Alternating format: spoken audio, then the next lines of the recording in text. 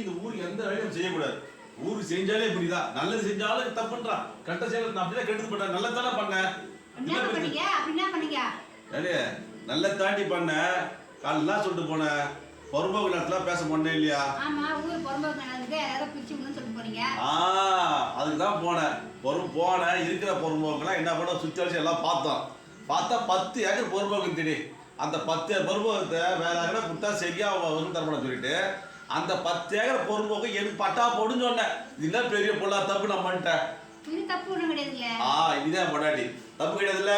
அவ்வளோ நான் பண்ணா 100 ஏக்கர் ஏரி மடிக்கிறோம், பொறும்போக்கு போய் காலேஜ் கட்டுறோம், இல்லை பள்ளிக்கூடம் கட்டுறோம், ஆசிரமம் கட்டுறோம்.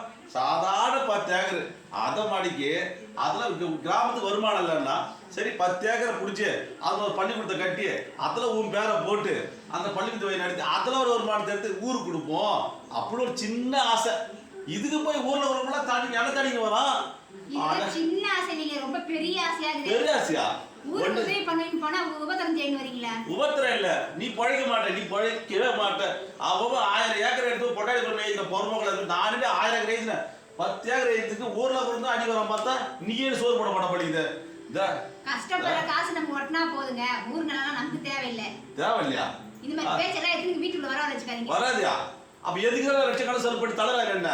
சும்மா ஓட்டு போட்டு போயிடுறேன்னா ஊர் மக்கள் நல்லது செய்யறாங்க நீங்க இந்த மாதிரி தப்பான விஷயம் இதெல்லாம். நல்லது செய்ய நீ நினைக்கிற.